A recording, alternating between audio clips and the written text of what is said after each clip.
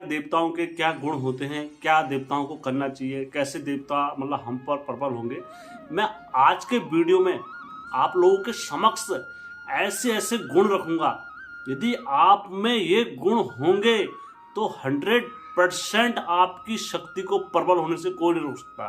करते था जो हमारे पास तो पहले ऐसे देवता आते थे, हमारी शक्ति क्यों हो गई, हमारी शक्ति छीन क्यों हो गई।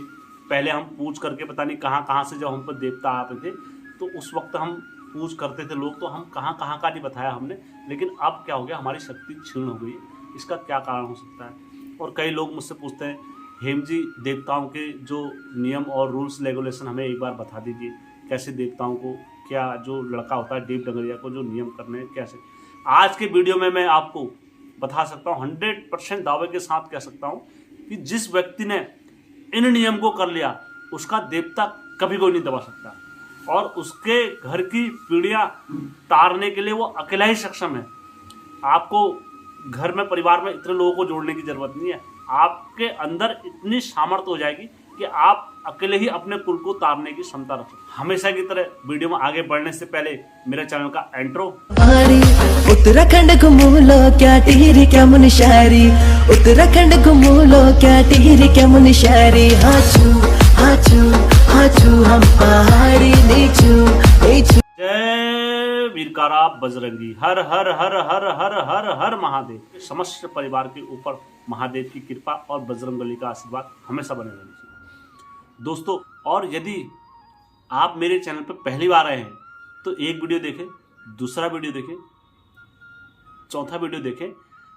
आपको यदि मेरे वीडियो अच्छे लगते हैं तब आप मेरा चैनल सब्सक्राइब कर सकते हो कि यार हाँ, ये उत्तराखंड का एक विषय है और हमें हेम भाई को सब्सक्राइब करना चाहिए, तो आप अवश्य मेरे चैनल को सब्सक्राइब और लाइक कर सकते हैं। और मेरा कोई ऐसा आप लोगों के ऊपर कोई दबाव नहीं है कि आपको मेरा चैनल सब्सक्राइब करना ही करना। मैं हेम उत्तराखंड देवभूमि कुमाऊं और गढ़वाल से जो भी सच्ची कहानियाँ और सच्ची घटनाएं मुझे प्राप्त होती हैं, मैं वो आप लोगों के समक्ष रखता हूँ दोस्तों। मैं इधर उधर की बातें ना करते हुए सीधा आज का जो सूक्ष्म विषय और जो टॉपिक है हमारा, उस पर वार्तालाप प्रारंभ कर देता हूँ। वैसे तो प्रत्येक व्यक्ति में 13 गुणों का होना बहुत जरूरी है, लेकिन मैं 13 न मानते हुए 10 ही गुण बोलता हूँ। 10 ही गुण आपके अंदर हो तो आप अपने देवताओं को पवित्र करते हुए, निर्भर करते हुए आगे ले जाओ। इतना मैं दावे के साथ कह सकता हूँ। 100% मैं आपको यहाँ से अपने चैनल के माध्यम से ये आपको विश्वास दिला देता हूँ कि आप इतना कर दोगे। अगर आपके अंदर ये गुण विद्यमान होगी जो मैंने बताने जा रहा हूँ आपको, आपने ये नियम कर लिए, आप इन नियम को भले ही कॉपी में लिख लो और आप भले ही किसी संत के पास चले जाओ और किसी साधु के पास चले जाना और किसी देव डंगरिया के पास चले जाना, वो कभी इस बात को नहीं काट सकता है कि हेमचू पहाड़ी ने गलत बोला है। क्योंकि जो भी बोलता हूं मैं अपने संतों के आधार पर बोलता हूं और अपने हमारे जो पूर्वज थे, ऐसा तो था नहीं कि वो ज्ञानी नहीं थे, वो परम ज्ञानी थे हमारे पूर्वज भी। और उस टाइम पर वो ज्ञानी थे जिस टाइम पर लोगों को ज्ञान नहीं था। हमारे पहाड़ों में उस टाइम पर ज्ञान बांटा करते थे, हमारे पहाड़ों में उस टाइम पर देवता अवतरित हो गए थे देवभूमि में। तो मैं वही आप लोगों के समक्ष रख रहा हूं। आपको ज्यादा कुछ सोचने की जरूरत नहीं है और कुछ दिमाग में विचारने की जरूरत नहीं है आपको। बस आप इन चीजों का मनन करना और ध्यान करना, आपको अपार ज्ञान की और अपार ऊर्जा की अनुभूति अंदर से प्राप्त होने लगेगी। सबसे पहला जो गुण होता है वो आपके ज्ञान को जो नष्ट करता है, आपके ज्ञान पर जो दिमक लगता है, तो उस गुण को पहचानना है। सबसे पहला जो गुण है कि आपके ज्ञान में जो दिमक लगता है उसको आपको पहचानना है। तो नंबर 1, जो कोई भी या पूछ करता है या पुछारी होता है तो स्वयं अपनी प्रशंसा अपने आप से करना। जैसे कि मैं आपको उदाहरण दे रहा हूं, ये अगर आपके अंदर ये गुण है तो ये गुण आपके ज्ञान को नष्ट कर देगा, आपके ज्ञान में ये दिमक की तरह आपको क्रोधता रहेगा, आपको पता भी नहीं चलेगा। अक्सर क्या होता है, हम कहीं भी या पूछ करने जाते हैं या पुछारी कोई भी जाते हैं तो वो अपने ज्ञान का स्वयं अपने मुख से बखान करते हैं। आपको उदाहरण देता हूं, हमारे कबीरदास जी ने भी बोला है, बड़े बड़ाए ना बोले बोल, अपने मुंह से कभी बड़े बोल नहीं बोलने चाहिए। पहले रामायण से स्टार्ट कर देता हूं। रामायण में एक पात्र ऐसे हैं, वो जो कोई भी कार्य करते हैं वो कभी अपनी प्रशंसा अपने मुख से नहीं करते हैं, जबकि महादेव के स्वयं अवतारी हैं, सूर्य देव उनके गुरु हैं और सभी देवताओं ने उनको वरदान दिया हुआ है। उसके बावजूद भी हनुमान जी में इतनी ताकत है, इतनी सक्षमता है, बोल रहे हैं जब हनुमान जी उड़ के जाते थे ना तो उनकी जो गति इतनी तेज थी, प्रकाश की गति से भी तेज हुआ करती थी, तो केवल पीछे धुआं धुआं दिखता था, इतना तेज जाते थे हनुमान जी। और उसके बाद भी हनुमान जी कोई भी कार्य करते थे तो सारा श्रेय किसको देते थे, ये कार्य मैं नहीं कर सकता हूं, मैं एक तुच्छ व्यक्ति हूं, जो ये कार्य करते हैं ये मेरे प्रभु राम करते हैं। वैसी हमारे उत्तराखंड के देवता ले लो, अगर गोलजू अगर नाचते भी हैं, चाहे वो किसी को हराना हो युद्ध में या किसी को फांसी काटना या किसी की बंदी खोलना या किसी की कुछ करना, तो वो जय मामू की बोलते हैं। ये मेरे मामू की कृपा है, ये मेरे मामू की देन है, ये मैं आज इस कार्य योग्य बना हूं, मुझे मामू ने बनाया है, मेरे ये सब मामू का आदेश है। अपना नहीं कर रहे गोल, मैंने कुछ नहीं, मैं तो तुच्छ व्यक्ति हूं, करने वाला कौन है, मेरे मामू है सब। अब और दूसरी, और चाहे हमारे उत्तराखंड के आप चाहे कोई देवता ले लो, कितने भी देवता नाच रहे, चाहे वो नरसिंह देवता नाच रहे हो, चाहे कोई भी नाच रहे, तो आदेश गुरु की बोलेंगे, आदेश गुरु को लेंगे और गुरु को ही मानेंगे, गुरु को ही सर्वश्रेष्ठ रखेंगे। गुरु का आदेश, गुरु के बोल में रहूंगा, गुरु के ढोल में रहूंगा, जैसा मेरा गुरु जहां को भेजेगा मैं वहां को जाऊंगा। तो हमें किस चीज पर घमंड आ रहा है, हम एक पूछ कर रहे हैं और पूछ करके किसी को बता दे रहे हैं। तो जो कोई भी पूछ करते हो तो बस ये करो, ये प्रभु इच्छा है, और ये मेरे, अगर तुम्हारे कहीं पर बोल गलत हो रहे हैं या कहीं पर कुछ तुमसे शब्द गलत हो गया, कहीं पर तुम्हारे पूछ नहीं गरज रही है, तो आप ये समझना उसमें भगवान की कुछ महिमा है। आप ये मत समझना कि मेरे पर कुछ हुआ है, अगर आप नियम धर्म पर हो तो। अधिकतर लोग क्या करते हैं, आप उनके पास जाओगे पूछ करने या किसी के पास भी जाओगे तो वो क्या बोलते हैं, मेरे वहां पर एक व्यक्ति आया था, मैंने उसे मरा मरा जिंदा कर दिया, मैंने ना जाने कितनों का भला कर दिया, मेरे वहां लाखों बार मैं संतों की सेवा करता हूं, मैंने लाखों हजारों संत को खिला दिया। आप ये क्या कर रहे हो, वो आपने जो पुण्य कर्म करे हुए हो, आप ये कह के उनको नष्ट कर रहे हो। कभी भी अपने मुख से कभी नहीं करने चाहिए। बस इतना ध्यान रखें कि परमात्मा ने आपको इस योग्य चुना हुआ है, तब आप ये कार्य कर पा रहे हो। और जिस दिन से आपने अपनी बखानता स्वयं से प्रकट करना स्टार्ट कर दिया, तो समझ लेना आपके ज्ञान में दिमाग का आविष्कार हो चुका है और आपको पता भी नहीं चलेगा कि अब केवल अंदर से क्या है दिखाने वाली चीजें हैं और बाहर से ज्ञान आपका नष्ट हो चुका है। तो दोस्तों, पहला नंबर आप समझ गए हो। दूसरा जो गुण है, तो आप बात बात में अपने विचार बदल देते हो, ललकपन भी बोलते हैं हिंदी में। मैं इसके आपको उदाहरण दे रहा हूँ। भारत में महारथी कर्ण थे, उस वक्त उनको पास स्वयं भगवान श्री कृष्ण विष्णु जी के अवतार वो आए और उनसे कहा, कर्ण मैं तुमको पूरा हस्तिनापुर का सिंहासन आपको दूंगा अगर पांडव जीत जाएंगे। और उनको कई लालच और कई चीज़ों का उल्लंघन दिया गया। उनसे कहा केवल तुम कहाँ हो, हमारी तरफ से युद्ध लड़ो। लेकिन कर्ण ने कहा नहीं, मैं जिसके ऋण से, जिसका ऋण मेरे पर है, मैं उसके ऋण से कभी भी मुक्त नहीं होगा। वही चीज आपको बता रहा हूं मैं। अगर जहां कहीं भी सच होगा तो आपको वो सच की तरफ से भाग लेना है। यदि आपने किसी अधर्मी से वचन दे दिया है कि यार मैं तेरी तरफ से लड़ूंगा या कुछ करूँ, तो फिर आपके प्राण जाएंगे, लेकिन आप फिर अपने वचनों से विमुक्त नहीं होगे। आपको अपने प्राणों का फिर मोह नहीं करना पड़ेगा कि यार मैं अपनी जवान बदल दूंगा, ये कर देता हूँ, मैं उसके साइड से चले जाता हूँ। तो ये सबसे बड़ा आपका दुष्कर्म का कारण होगा कि आप पल पल में अपना दिमाग बदल देते हो। मैं इसमें एक थोड़ा सा उदाहरण देने के लिए अपार है दोस्तों, लेकिन समझने वाले के लिए इशारा काफ़ी होता है। मैं आपको एक थोड़ा सा हिंट देता हूँ कि कैसे आदमी 5-5 सेकंड में अपना दिमाग बदल देता है। एक व्यक्ति महादेव के मंदिर में खड़ा था, तो 500 रुपये का उन्होंने कहा आज मैं चढ़ावा कराऊंगा। तो लाइन क्या थी, बड़ी लंबी थी। तो उस व्यक्ति के हाथ में जब 500 रुपये थे, तो उसने देखा तो सारे व्यक्तियों के हाथ में क्या थे, 500 रुपये थे। तो जैसी लाइन आगे बढ़ी तो कुछ क्षण बाद उसके दिमाग में विचार आया, यार जब इतने लोगों के पास 500 रुपये हैं, मैं अगर 100 रुपये अगर देता हूँ तो महादेव को कौन सा घाटा हो रहा है। एक काम करता हूँ, 500 रुपये का उन्होंने नोट पर्स में डाला और 100 रुपये पर्स से बाहर निकाल दिए। अब कुछ समय पश्चात फिर देखता है, जब लाइन आगे बढ़ती है, तो जो पीछे वालों के पास जो भी थे उनके पास 50-50 रुपये थे। उन्होंने कहा जब इतने लोग 50 रुपये चढ़ा रहे हैं, क्यों ना मैं भी 50 रुपये चढ़ा दूँ। तो उन्होंने 50 रुपये निकाल दिए।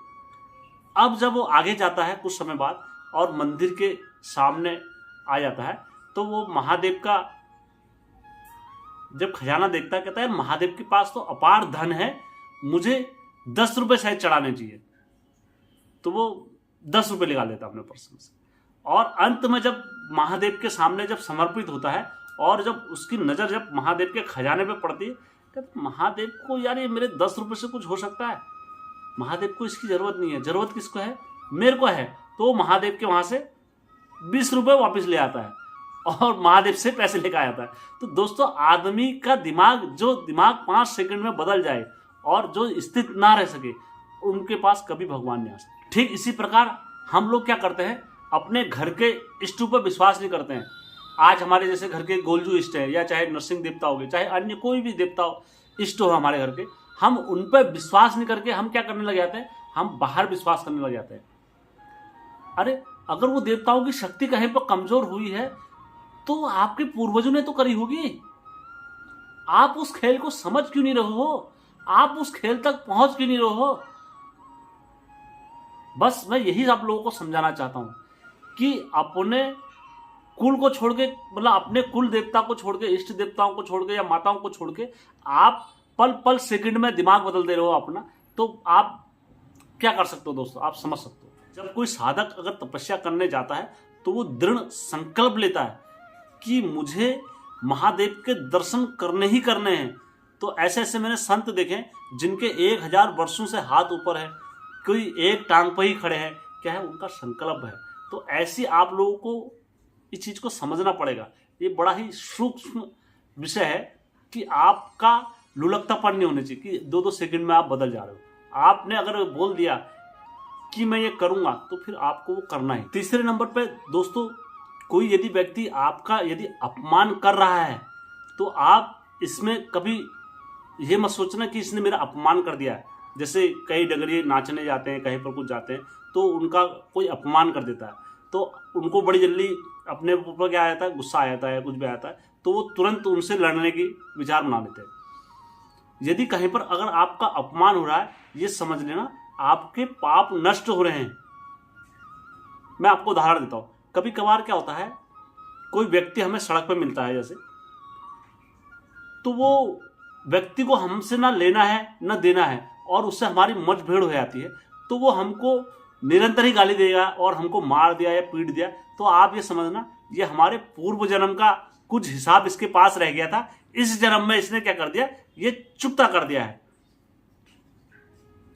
तो ऐसी ही दोस्तों बहुत सारी चीजें होती हैं जो आपको इन चीजों से श्रेष्ठ बना सकती है। निरंतर अपमान का भय नहीं करना चाहिए कि यार यहाँ मैं जाऊंगा तो मेरा अपमान हो जाएगा और मेरा ये कर दिया, क्योंकि संत और संगीती आदमी जो होते हैं हमारे ऋषि मुनि, थोड़ा उदाहरणों के साथ समझा रहा हूँ क्योंकि अगर आप इस विषय को नहीं समझोगे, बड़ा ही सूक्ष्म विषय है और मंथन और चिंतन करने वाला है। अगर आपने इसमें चिंतन कर लिया तो आप ये वक्त, ये टाइम निकाल ले जाओगे काटते। आपके घर में कोई सन्यासी या साधु संत कोई आता है भिक्षा मांगने के लिए, तो हमारी जो घर की गृहिणी और महिलाएं और स्त्रियां जो होती हैं वो उनका अपमान कर देती है कि यार ये साधु का कुछ काम नहीं है, सुबह सुबह मांगना आ जाता है और ये साधु ये आ गया। और कई हमारे पुरुष कहते हैं कि तेरे हाथ पाँव होते हैं, खट्टा खट्टा हो गया, तू मांगने आ गया। और आप उनका निरंतर अपमान करो, लेकिन जो वो संत आपको घर में मांगना आया है तो वो क्या कहता है हर हमेशा, जो दे दे उसका भी भला, जो ना दे उसका भी भला, जो दे दे उसका भी भला, जो ना दे उसका भी भला। वो आपको दुआएं देते हुए जा रहा है, जो दे देगा उसका ही भला, जो ना दे उसका ही भला। उसी प्रकार से आपको कहीं पर जब नाचने का न्योत आता है या कहीं पर कुछ आता है और यद्यपि कोई आपकी बात उनको अच्छी ना लगे और वो आपका अपमान कर देंगे, तो आपको अपने जो अच्छे कर्मों का फल है, आपने बहुत अच्छे कर्म करे हुए हैं, आपको वहां पर आप कुछ उनसे उल्टा बोल दोगे, आपको लग तो जाएगा उनको, लेकिन जो आपके अच्छे कर्मों के फल हैं वो सारे नष्ट हो जाएंगे। आपने अपने सारे अच्छे कर्मों के फल कहाँ लगा दिए, उनको बर्बाद करने के लिए लगा दिए। तो ऐसे कार्य कभी नहीं करना चाहिए, ऐसे अपमान और ऐसे अपने अच्छे कर्म कभी नष्ट नहीं करने चाहिए कि यार मैं अच्छे कर्म मैंने जो करे हैं और मैं किसी का बुरा करने के लिए लगा दूं, तो समझ लो वो मेरा एक पाप है। तो हर हमेशा याद रखना कि अपने अच्छे कर्मों को इन कार्यों पर नष्ट ना करें। ऋषि मुनियों को जो हमारे बड़े बड़े तपस्वी होते हैं वो कभी भी अपने पुण्य, कभी किसी व्यक्ति को, निर्बल व्यक्ति को सताने के लिए खर्च नहीं करते हैं और जनहित कार्य के लिए वो अपने पुण्य को लगाते हैं और पुण्य से ही पुण्य बढ़ता जाता है। तो हमेशा याद रखना दोस्तों, कभी अपमान पर गुस्सा मत आना, एकदम आपको गुस्सा आ जा रहा है, समझ गए दोस्तों। चौथा विषय है क्रोध। क्रोध जो होता है दोस्तों, एक म्यान में दो तलवार कभी नहीं रह सकती। एक उपासक को हमेशा ध्यान रखना चाहिए इस चीज का कि यार हम क्रोध भी करेंगे और प्रभु भक्ति भी करेंगे, कभी नहीं हो सकता ऐसा। अगर हम क्रोध का अपने अंदर धारण कर सकते हैं तो आपको समझ लो भगवान आपके जो अंदर से आपके पास बड़े कितने क्रोधित देवता नाच रहे हो, कितने ही आपके अंदर प्रभावशाली और गुस्से वाले देवता नाच रहे हैं, अगर आप अंदर से निर्बल हो तो वो देवता आपके अंदर आके शांत बन जाएंगे। ये क्षमता आपकी होनी चाहिए। ये नहीं कि देवता आपको जिस भाव में ले आ रहा है क्रोध लेके और क्रोधित भाव में ले आ रहा है आपको, तो समझना आप उस भाव में मत जाना कभी, क्योंकि आपके अंदर जहां देखो साधक के अंदर जो होता है साधना का गुण होता है। बड़े बड़े जो ऋषि तपस्वी होते हैं, मैं आपको, दुर्वासा ऋषि क्या थे, वो जितनी साधना करते थे और आप उनके पास चले जाओ वो आपको 2 मिनट में श्राप देते थे, क्योंकि वो बहुत जल्दी क्रोधित होते थे। आप दुर्वासा ऋषि इतने क्रोधित थे तो आज उनका इतिहास में नाम देखो, भक्ति में कोई उनका नाम नहीं आता, श्राप देने में उनका नाम आता है। और वहीं दत्तात्रेय ऋषि जो उनके भाई होने के बाद आज जितने भी नाथपंथी हैं सबके गुरु जो हैं दत्तात्रेय कहलाते हैं। नाथों के नाथ दत्तात्रेय ऋषि है और उनका सरल व्यवहार और सरल परिचय और सरल भावना ये उनके मतलब दृढ़ संकल्प को उजागर करते हैं। आपको हर हमेशा क्रोध का धारण नहीं करना है। महादेव भी जब क्रोध में आते हैं उसके बाद उनका ध्यान नहीं लगता है, फिर वो एकांत जंगलों में जाते हैं ध्यान लगाने के लिए। इसलिए महादेव के मंदिर आपको कहीं भी आप जाओगे तो जंगलों में मिलेंगे, क्योंकि वो वहीं ध्यान लगाते हैं, वहीं बैठ के ध्यान लगाते हैं। वैसे आपको छोटी छोटी चीजों में क्रोध करोगे तो आपसे भक्ति नहीं हो पाएगी।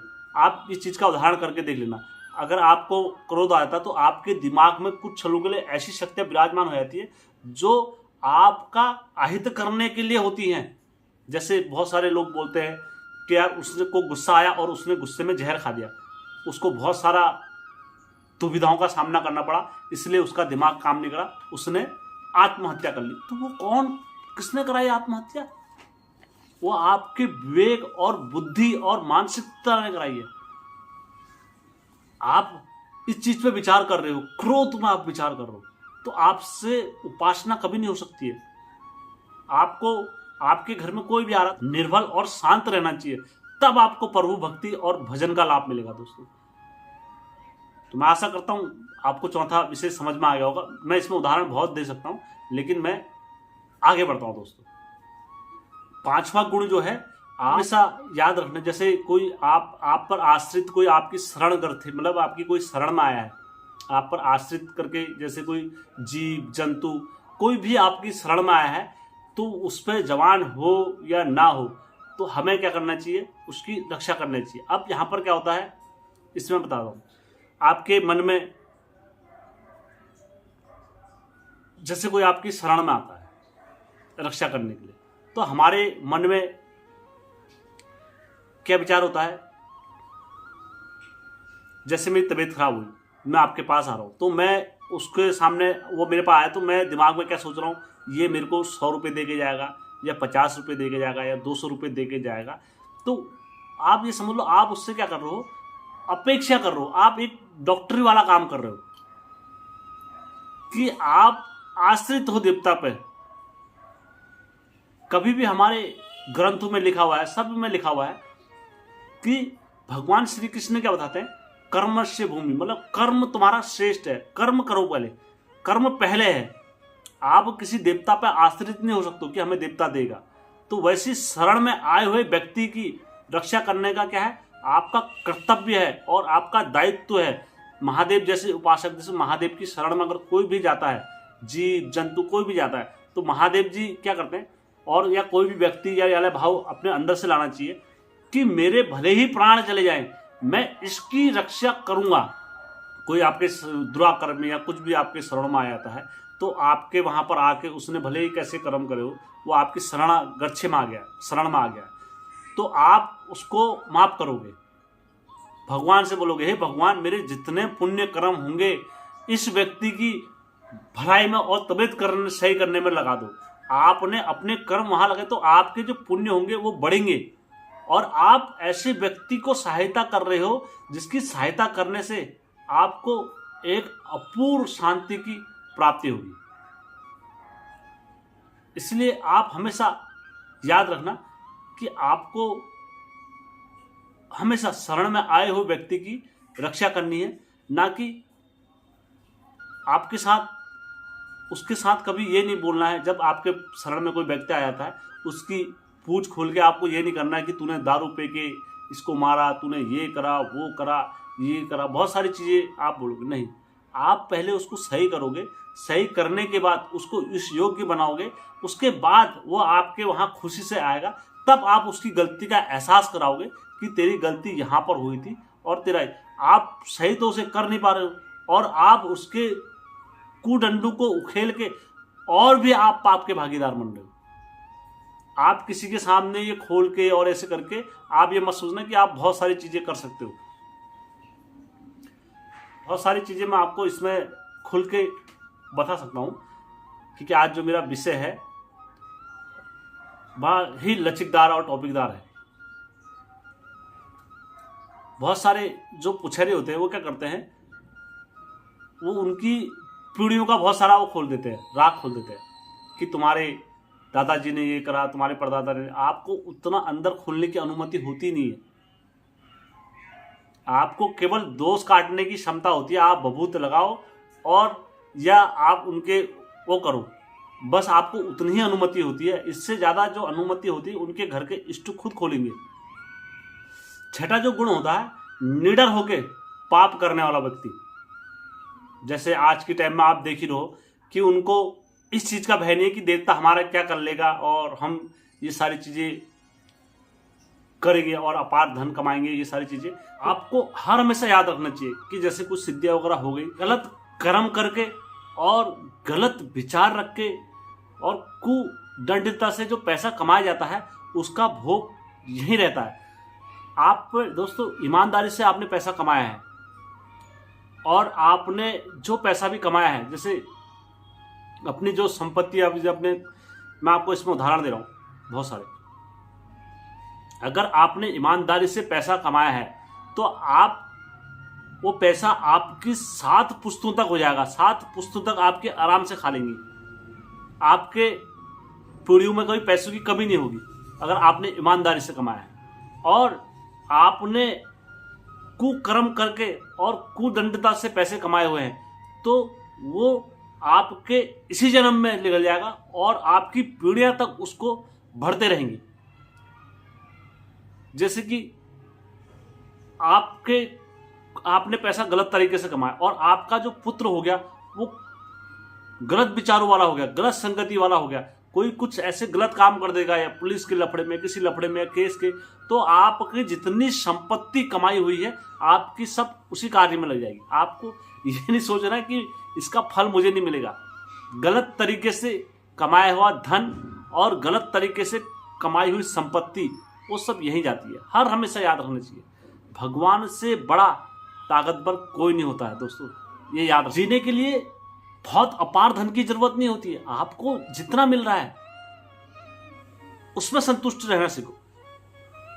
मैंने एक ऐड देखा था तो उसमें वीरेंद्र सहवाग जी बोलते हैं कि पहले हमारी आवश्यकताएं 5 रुपए की थी, फिर बड़े हुए 1000 रुपए की हुई, फिर और बड़े हुए 2000 की हुई। आज उनकी आवश्यकताएं लाखों की हैं और करोड़ों की हैं, लेकिन उनकी जरूरतें भी उतनी हैं। तो ठीक इसी प्रकार से आपको जीने के लिए अपनी जरूरत अनुसार ही पांव फैलाओ हर हमेशा। और आप इस आश्चर्य पे मत रहो कि यार हम पर देवता अवतरित हुए और कल से हम पैसा लेना स्टार्ट कर देंगे। गलत है दोस्तों, सरासर गलत है। को हर हमेशा याद रखना कि भगवान बोलते हैं ना, हमको कोई देख नहीं रहा है, मैंने पैसे उठा लिए या कहीं पर से कुछ कर लिया, तो आपको जिस दिन आपके अंदर ये भय आ गया कि मेरे को दुनिया वालों को नहीं दिखाना है, मुझे अपने भगवान को दिखाना है, के अंदर जो कोई भी देवता होगा वो बड़ा ही ताकतवर हो जाएगा और आपके लिए वो दुनिया और संसार से भिड़ने की क्षमता रखता है देवता। यदि आप सच्चे हो और आप कभी पाप नहीं करा आपने निडर होके, जो कोई भी मनुष्य होता है उसको हर हमेशा इस चीज का आभास हो जाता है कि ये पाप है और मुझे ये नहीं करना चाहिए। कोई भी व्यक्ति हो, निर्बल रहो। आज की वीडियो में मैं 6 ही गुण बता रहा हूं और बाकी के जो गुण हैं मैं वो कल की वीडियो में बताऊंगा दोस्तों। आपको पूरा विस्तार से बताऊंगा और उदाहरण देते हुए सारी चीजों का सम्मान करते हुए मैं प्रत्येक चीज आपको बताऊंगा दोस्तों, ठीक है। और यदि आप लोगों को मेरा वीडियो पसंद आया तो मेरे चैनल को लाइक, सब्सक्राइब और शेयर करना कतई मत भूलना।